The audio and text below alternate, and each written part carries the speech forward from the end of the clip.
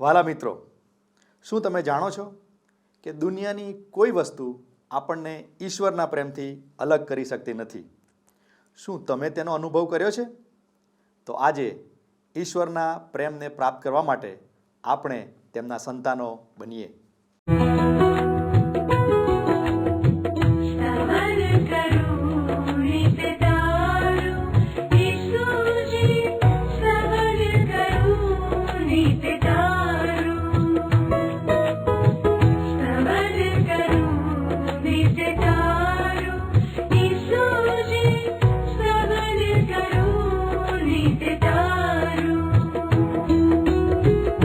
आज सवारे साध सुनी तऊ महिमा करूं प्रभु तारो, महिमा करूं प्रभु तारो,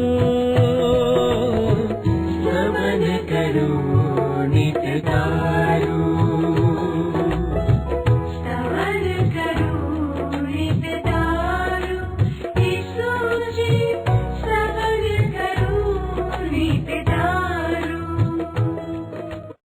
પ્રિય મિત્રો, મારો વિશ્વાસ છે કે આજે ફરી તમે બધા સ્તવન કાર્યક્રમમાં એક નવી આશા સાથે ભાગ લઈ રહ્યા છો. હું વિશ્વાસ કરું છું કે જો તમે આ અભ્યાસને અનુસરો છો તો તમે એ હકીકતમાં આનંદ કરશો કે ઈશ્વર તમને વ્યક્તિગત રીતે પ્રેમ કરે છે. જો તમે તમારા જીવનોનું અર્પણ કરીને ઈશ્વરના પ્રેમનો પ્રતિસાદ આપો છો તો ઈશ્વર તમને સૌથી મોટા વચનો આપે છે જે બીજું કોઈ આપી શકતું નથી. આપણામાં સત્ય નથી, પણ ઈશ્વર પોતે સત્ય છે. ઈશ્વરની હાજરી શોધવી એ આપણા જીવનમાં સૌથી મોટી સફળતા છે. ઘણા લોકો માને છે કે તમામ સાંસારિક ચીજ વસ્તુઓ અને સુખ સુવિધાઓ મેળવીએ એ સફળ જીવન છે. પરંતુ બાઇબલ માથીની લખેલી સુવાર્તામાં જણાવે છે કેમ કે માણસ આખું જગત મેળવે અને પોતાનો જીવ ખોઈ બેસે તો તેને શો લાભ થાય? અથવા માણસ પોતાના જીવને બદલે શું આપશે? ભાલા દર્શક મિત્રો, હાલમાં આપણે રોમનોને પત્રના પુસ્તકનો અભ્યાસ કરી રહ્યા છીએ. આજે આપણે રોમનોનો પત્ર 8મો અધ્યાય 29મી કલમથી 39મી કલમ સુધી અભ્યાસ કરવાના છીએ. આજના અભ્યાસમાંથી આપણે જાણીશું કે જેઓ ઈશ્વરમાં વિશ્વાસ રાખે છે તેઓની સાથે ઈશ્વર છે અને કોઈ તેઓની સામે થઈ શકતું નથી. તો ચાલો દર્શકો, આજના અભ્યાસમાં આગળ વધીએ અને દેવના સેવક પાસેથી દેવનું વચન શીખીએ. આજે મિત્ર આપણે રોમન લોકોને લખેલા પત્રના 8મા અધ્યાયની 29 થી 39 કલમો ઉપર વિચાર કરવા માંગીએ છીએ. હવે મિત્ર, તમે મારી સાથે સાથે પ્રેમ સંદેશ નામના તમારા પુસ્તકના 444 નંબરના પૃષ્ઠ ઉપર રોમન લોકોને લખેલા પત્રના 8મા અધ્યાયની 29 અને 30 કલમો જુઓ. અહીં શું કહે છે પ્રેષિત પાઉલ? જેઓને ઈશ્વરે પસંદ કર્યા તેઓ તેમના પુત્રની પ્રતિમા જેવા બને એ માટે તેમને અલગ કર્યા, જેથી ઈશ્વર પુત્ર પ્રભુ ઈસુ ખ્રિસ્ત ઘણા ભાઈઓમાં સૌથી મોટા થાય. ઈશ્વરે જે લોકોને અલગ કર્યા તેઓને આમંત્રણ આપ્યું. ફક્ત આમંત્રણ આપ્યું એટલું જ નહીં, પણ પોતાની સાથે સીધા સંબંધમાં લાવ્યા. તેથી વિશેષ ન્યાયી ઠરાવીને પોતાના મહિમાના ભાગીદાર કર્યા. હવે ઈશ્વરે પસંદ કર્યા એનો અર્થ એ થાય મિત્ર કે ઈશ્વરે જ્યારે કોઈને તેના પાપોની શિક્ષામાંથી ઉગારી લીધો કે તેના દુષ્કર્મોના બંધનોમાંથી મુક્તિ અપાવી, ત્યારે ઈશ્વર તેને પાર પણ ઉતારશે. ઈશ્વરે અગાઉથી જાણ્યા પ્રમાણે લોકોની પસંદગી કરી અને ઈશ્વરે જેમને પસંદ કર્યા તેમને આમંત્રણ આપ્યું. જેને ઈશ્વરે આમંત્રણ આપ્યું તેમને ઈશ્વરે ન્યાયી ઠરાવ્યા, પુનિત પાવન ઠરાવ્યા. અને જેને ઈશ્વરે ન્યાયી ઠરાવ્યા તેમને ઈશ્વરે મહિમાવંત પણ કર્યા. બીજા શબ્દોમાં આપણે જોઈએ તો રોમનોને લખેલા પત્રનો આ વિભાગ પવિત્રીકરણને લગતો છે. પવિત્રીકરણ એ પ્રભુ ઈસુ ખ્રિસ્ત પર વિશ્વાસ કરનાર વિશ્વાસીના હૃદયમાં અને જીવનમાં થતું ઈશ્વરનું કાર્ય છે. આ ઈશ્વરનો અનંત હેતુ છે મિત્ર. આનો અર્થ એ થાય કે મહાન ઘેટાનો મહાન ભરવાડ, ઉત્તમ ઘેટા પાળક, મુખ્ય પાળક એટલે કે પ્રભુ ઈશ્વર 100 ઘેટા સાથે શરૂઆત કરશે તો તે ઘેર એટલે કે સ્વર્ગમાં 100 ઘેટા એટલે કે તેમના પર વિશ્વાસ કરતા બધા જ માણસોને લઈને આવશે. એમાંના એક પણ ઘેટાને તે ગુમાવશે નહીં. તમને યાદ હશે જ મિત્ર કે પ્રભુ ઈસુ ખ્રિસ્તે ઉત્તમ ઘેટા પાળકનું એક ઉદાહરણ આપ્યું હતું. બાઇબલમાં નવા કરારના વિભાગમાં લૂક અનુસાર શુભ સંદેશના 15મા અધ્યાયમાં એ નોંધાયેલું છે. એમાં એક ઉત્તમ ઘેટા પાળક છે જે પ્રભુ ઈસુ ખ્રિસ્ત છે. હવે એક નાનકડું ઘેટું ખોવાઈ જાય છે. આપણને એમ લાગે કે ઘેટા પાળક કદાચ કહે કે અરે ભલે એક ખોવાઈ ગયું, મારી પાસે વાડામાં 99 ઘેટા તો છે જ ને, અરે એટલા તો બહુ છે. પશુપાલનનો ધંધો કરનાર જાણે છે કે જન્મ પામનાર ઘેટામાંથી 50% પણ બજારમાં લઈ જવાય તો ઘણું થયું કહેવાય. પરંતુ આ ઘેટા પાળક પ્રભુ ઈસુ ખ્રિસ્ત એ તો તદ્દન જુદો જ અજોડ ઘેટા પાળક છે. એને 99 ઘેટાથી સંતોષ થતો નથી. જો પ્રભુ ઈસુ ખ્રિસ્ત 100 ઘેટાને 100 મનુષ્યને ન્યાયી ઠરાવે તો તે 100 ઘેટાને મહિમાવંત કરશે. એટલે કે 100 મનુષ્યને સ્વર્ગમાં લઈ જશે. હું જરા અંગત વાત કરું. એક દિવસ પ્રભુ ઈસુ ખ્રિસ્ત એક પછી એક ઘેટાની ગણતરી કરી એમને સ્વર્ગરૂપી વાડામાં લઈ જશે. 1 2 3 4 5 99 98. અરે પણ પેલો ભાઈ જે મારા વચનો આપતો હતો એ ક્યાં છે? લાગે છે કે તે સ્વર્ગ સુધી આવી શક્યો નહીં.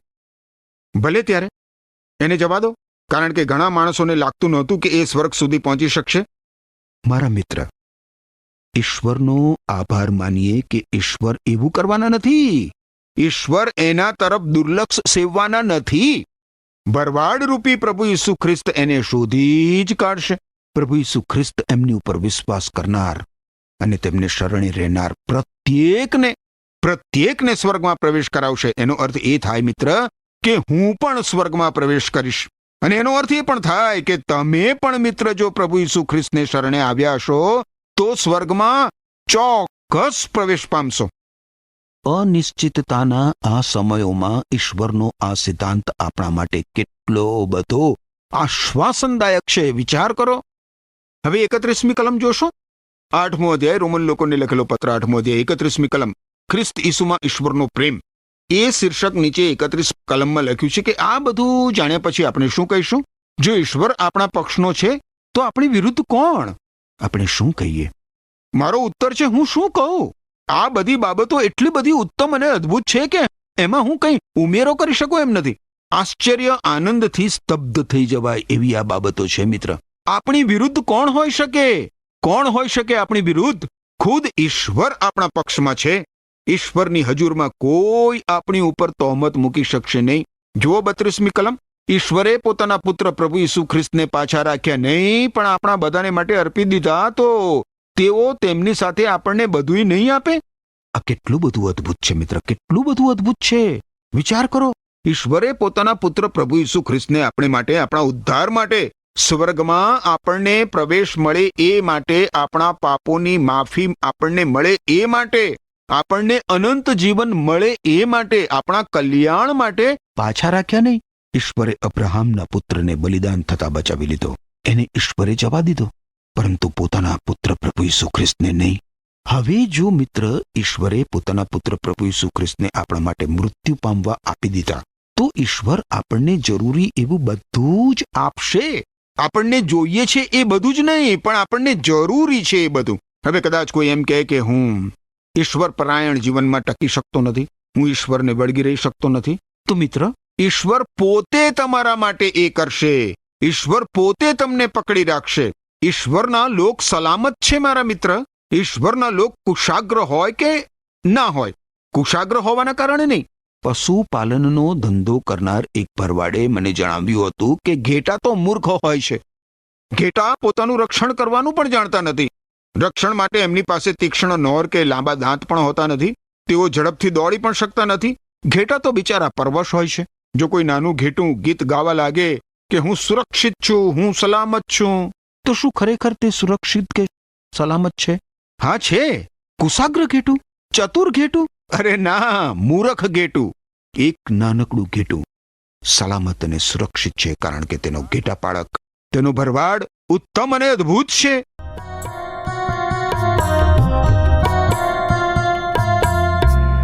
दयाना सागर स्वामी मुझने तो संभाळजे. ओ दयाना सागर स्वामी मुझने तो संभाळजे. आવું છું પ્રભુ તુજ ચરણોમાં, આવું છું પ્રભુ તુજ ચરણોમાં, જિંદગી મારી સવારજે, મુજને તું સંભાળજે. ओ दयाना सागर स्वामी मुझने तू संभाळजे. ओ दयाना सागर स्वामी मुझने तू संभाळजे.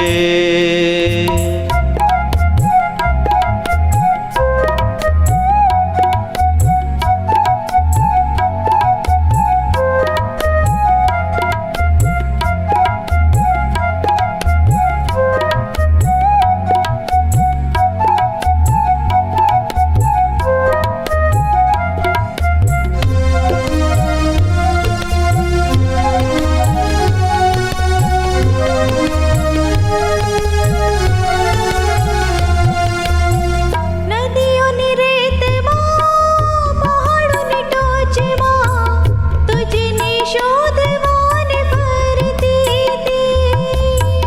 ધરતી પરના હરેક કણમાં તારી શોધ હું કરતી હતી.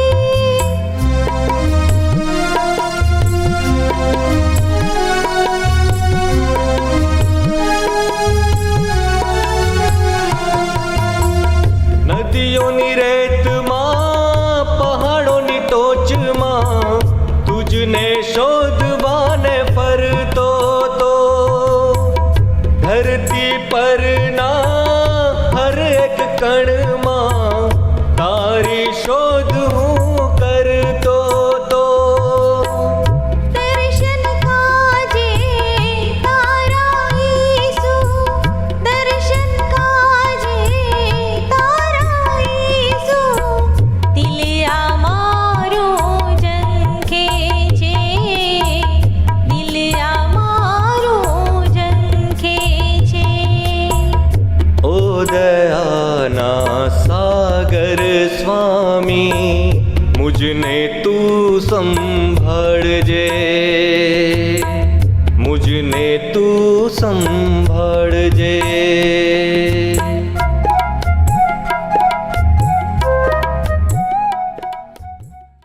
હવે 32મી કલમમાં પ્રશ્ન પૂછવામાં આવ્યો છે મિત્ર કે ઈશ્વર પ્રભુ ઈસુ ખ્રિસ્તની સાથે આપણને બધું એ નહીં આપે? તમને એક ઉદાહરણ આપું. ધારો કે હું દેશના ઉત્તમમાં ઉત્તમ ઝવેરીની દુકાને જાઉં અને દુકાનદાર ઝવેરી એક સુંદર અદ્ભુત હીરો મને બતાવે અને પછી કહે કે લઈ લો એ તમારો છે, તો હું આશ્ચર્ય સાથે કહું કે જરૂર, તમે મને આ હીરો કાંઈ ભેટમાં આપવા માંગતા નથી. પણ પેલો ઝવેરી મને જણાવે કે અરે ભાઈ, હું તમને આ હીરો ભેટમાં જ આપવા માંગુ છું. ઝવેરીની આવી વાત સાંભળ્યા પછી જરૂર મારામાં હિંમત આવે અને હું એ ઝવેરી પાસે એ હીરો મૂકવાની ડબ્બી પણ ભેટમાં માગી લઉં, ખરું કે નહીં?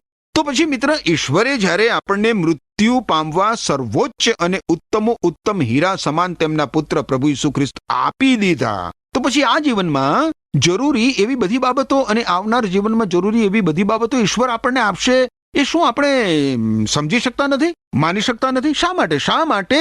ખેર, આગળ વધીએ. 33 અને 34 કલમ જોઈએ.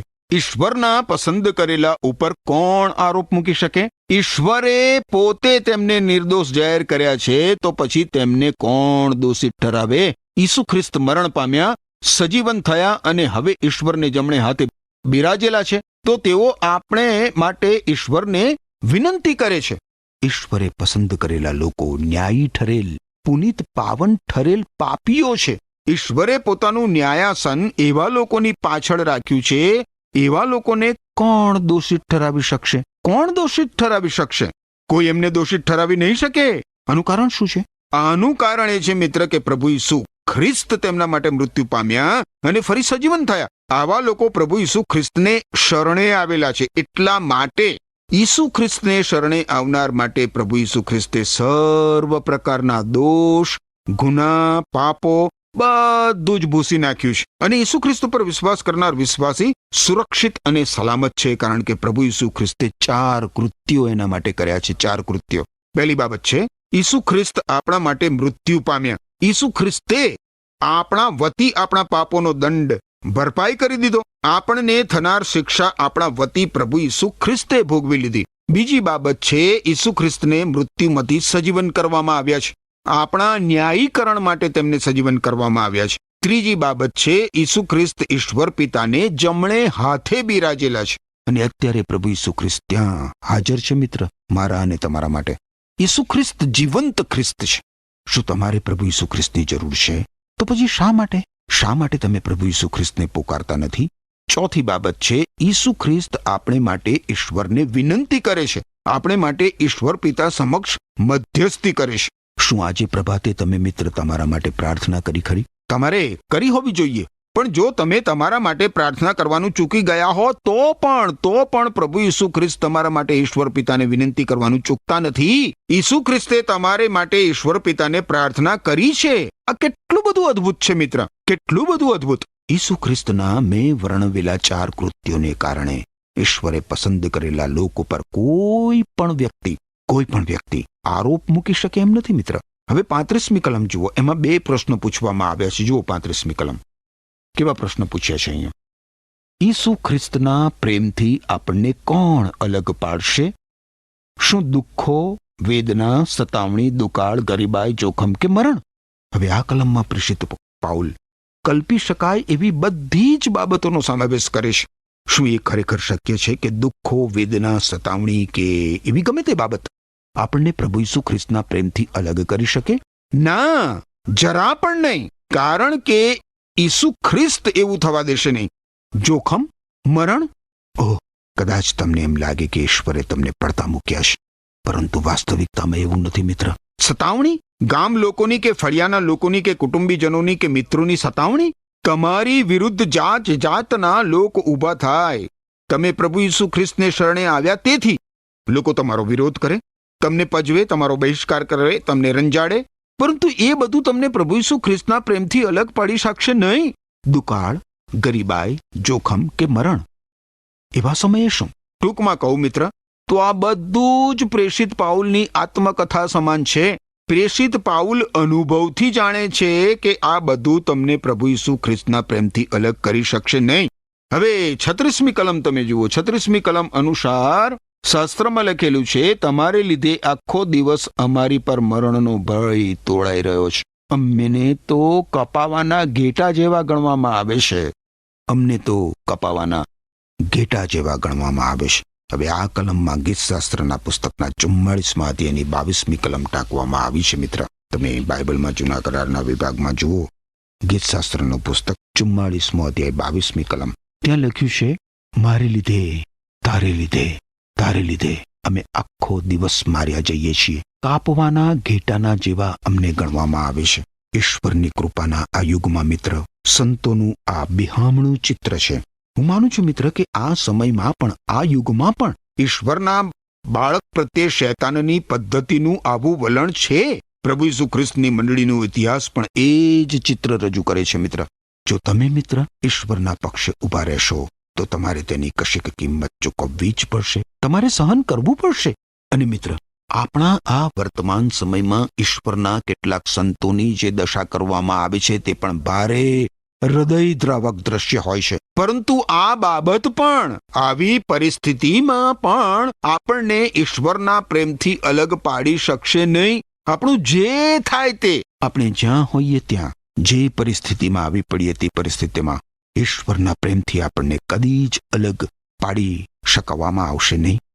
દુઃખો અને વેદના, એ બધાએ આપણને ઈશ્વરથી દૂર કરી દેવા ના જોઈએ, પણ ઈશ્વરના પક્ષમાં ઊભા રહેવા અને ઈશ્વરના માર્ગમાં આગળ વધવા આ બધી બાબતો આપણા પગ મજબૂત કરવા જોઈએ. હવે જુઓ 37મી કલમ શું કહે છે. રોમન લોકોને લખેલો પત્ર 8મો અધ્યાય 37મી કલમ કહે છે કે ના, એ બધી જ બાબતોમાં જેમણે આપણા ઉપર પ્રેમ કર્યો તેમની મારફતે આપણે સંપૂર્ણ વિજયમાન બનીએ છીએ. કપાવાનું ઘેટું કઈ રીતે સંપૂર્ણ વિજયવાન હોઈ શકે મિત્ર? ઈસુ ખ્રિસ્ત પરના વિશ્વાસનું આ એક બીજું આશ્ચર્યજનક સત્ય છે. સંપૂર્ણ વિજયવાન બનવું એટલે શું? એનો અર્થ એ થાય કે આપણે માટે વિજય પ્રાપ્ત કરનાર અને જે કદી જ આપણી હાર થવા ના દે એવા પ્રભુ ઈસુ ખ્રિસ્તની સહાય મેળવવી. વિજય પ્રભુ ઈસુ ખ્રિસ્તનો છે મિત્ર. આપણે આપણી જાતે વિજય મેળવી નથી શકતા. આપણા વતી પ્રભુ ઈસુ ખ્રિસ્ત વિજય મેળવે છે. વિજયી જીવન જીવવાની શક્તિ મનુષ્યની પાસે નથી, માત્ર પ્રભુ ઈસુ ખ્રિસ્તની પાસે છે. પ્રભુ ઈસુ ખ્રિસ્ત દ્વારા આપણને વિજયી જીવન મળે છે મિત્ર. હવે મિત્ર આપણે રોમન લોકોને લખેલા પત્રના 8મા અધ્યાયની છેલ્લી 2 કલમો જોઈએ, એટલે કે 38 અને 39 કલમો. જો અહીંયા શું લખ્યું છે? પ્રેષિત પાઉલ કહે છે કે મને ખાતરી છે કે કોઈ આપણને ઈસુ ખ્રિસ્તના પ્રેમથી અલગ કરી શકે નહીં, કારણ કે જીવન, દૂતો કે અધિકારીઓ કે સત્તાધારીઓ, વર્તમાન કે ભાવિ, આકાશ કે પાતાળ અથવા આખી સૃષ્ટિની બીજી કોઈ પણ વસ્તુ, ઈશ્વરે જે પ્રેમ આપણા પ્રભુ ઈસુ ખ્રિસ્તમાં પ્રગટ કર્યો છે તેનાથી આપણને અલગ પાડી શકે તેમ નથી. મને ખાતરી છે. એ શબ્દનો અર્થ થાય કે આ પત્રનો લેખક પ્રેષિત પાઉલ અનુભવથી જાણે છે. મરણ પણ મિત્ર આપણને ઈશ્વરના પ્રેમથી અલગ પાડી શકે નહીં. હકીકતમાં તો મરણ આપણને ઈશ્વરની હજુરમાં લઈ જશે. આરંભના સમયના પ્રભુ ઈસુ ખ્રિસ્તના ઘણા બધા વિશ્વાસીઓ શહીદી મરણ પામતી વખતે કહેતા હતા કે મને મારી નાખવા બદલ તમારો આભાર, અને એમ કરીને તમે મને મારા મુક્તિદાતાની સાક્ષાત હજુરમાં મોકલી આપો છો. જીવન વિશે વિચારીએ ને મિત્ર, તો ઘણી બધી વાર મૃત્યુનો સામનો કરવા, જીવનનો સામનો કરવો વધારે મુશ્કેલ હોય છે. પરંતુ જીવનની કસોટીઓ, જીવનની નિષ્ફળતાઓ, જીવનની હતાશાઓ, જીવનની અનિશ્ચિતતાઓ અને જીવનના દુઃખો તથા વેદના પ્રભુ ઈસુ ખ્રિસ્તમાં ઉપલબ્ધ ઈશ્વરના પ્રેમથી આપણને ક્યારે વિખટા પાડી શકશે નહીં. 38 અને 39 કલમોમાં દૂતોની પણ વાત કરવામાં આવી છે. મને લાગે છે મિત્ર કે પ્રેષિત પાઉલ અહીંયા પતિત થયેલા દૂતોની વાતો કરે છે. અધિકારીઓ અને સત્તાધારીઓ ઈસુ ખ્રિસ્ત પર વિશ્વાસ કરતી વ્યક્તિના આત્મિક દુશ્મનો છે. એફએસી લોકોને લખેલા પત્રના 6 અધ્યાયની 12મી કલમ તમે જોજો. હવે વર્તમાન કે ભાવિ એ શબ્દો પરિસ્થિતિ અને સંજોગો દર્શાવે છે. આકાશ કે પાતાળ વર્તમાન અને અવકાશ યુગની વાત કરે છે. સૃષ્ટિની બીજી કોઈ પણ વસ્તુ આમાં તમારે ઉમેરવું હોય એ તમે ઉમેરી શકો છો મિત્ર. સાચે જ મિત્ર, કાંઈ કહેતા કાંઈ પણ ઈસુ ખ્રિસ્તમાં આપણે માટે પ્રદર્શિત થયેલા ઈશ્વરના પ્રેમથી આપણને છૂટા પાડી શકે એમ નથી. મારા મિત્ર, પાપોની શિક્ષામાંથી મુક્તિ, દુષ્કર્મોના બંધનોમાંથી છુટકારો એ તો એક પ્રેમ કથા છે.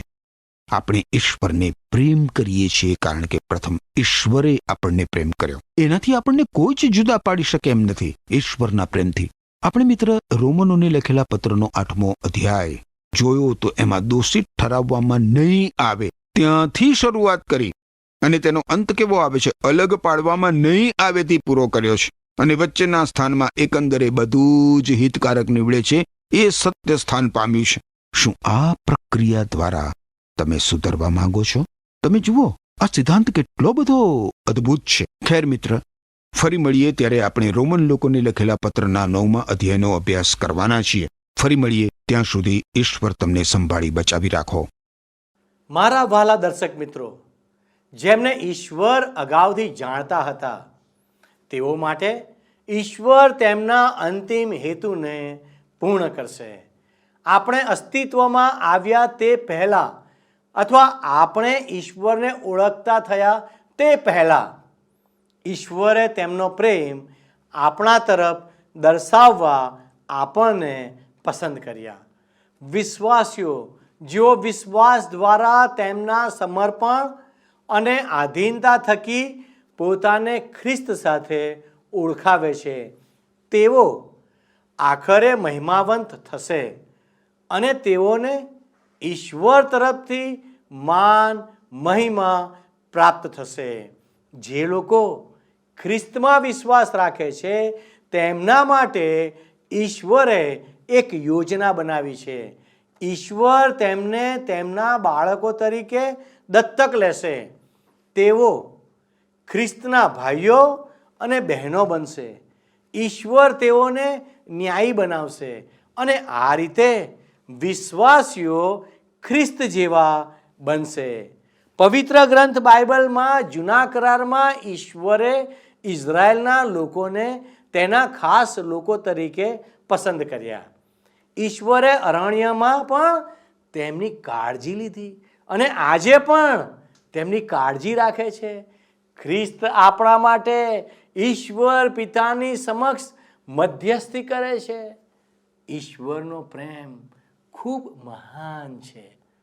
તેમણે તેમના એકમાત્ર પુત્રને વધસ્તંભ પર મરણ પામવા માટે મોકલી આપ્યા. માણસ જાતને મળેલી આ સૌથી મોટી ભેટ હતી. ઈસુ ખ્રિસ્ત મરણ પામીને સજીવન થયા અને હવે ઈશ્વર પિતાના જમણા હાથે બેઠા છે. અહીં ખ્રિસ્ત તેમના લોકો વતી મધ્યસ્થી કરે છે. કોઈ પણ સૃષ્ટ વસ્તુ આપણને ખ્રિસ્તના પ્રેમથી અલગ કરી શકતી નથી. ખરું ને મિત્રો?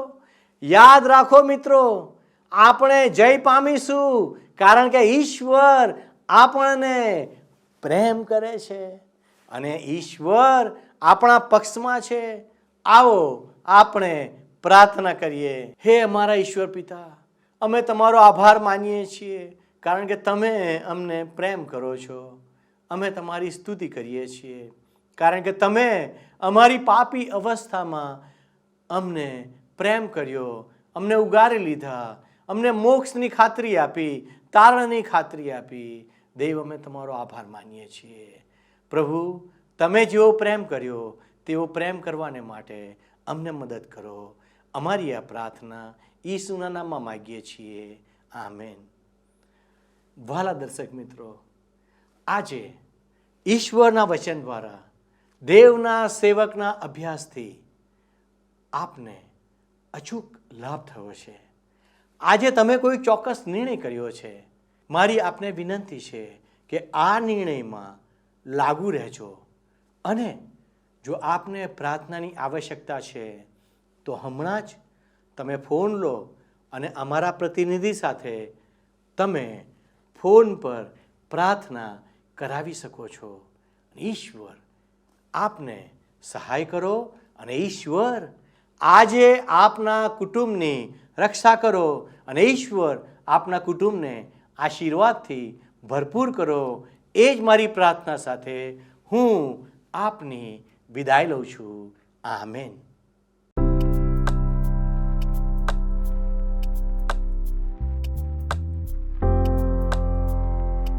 મિત્રો, ગત પ્રશ્નોનો જવાબ છે પવિત્ર આત્મા.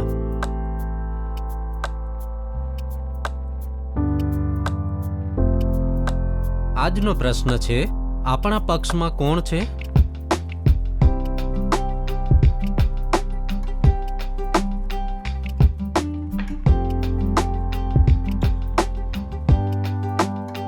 જવાબ આપેલ સ્ક્રીન પર દર્શાવેલ વોટ્સએપ નંબર પર આપવાનો રહેશે.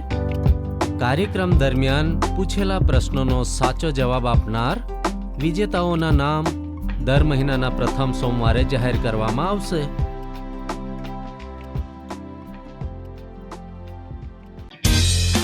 શું તમને આ કાર્યક્રમ ગમ્યો? અત્યારે જ અમને મિસ કોલ કરો.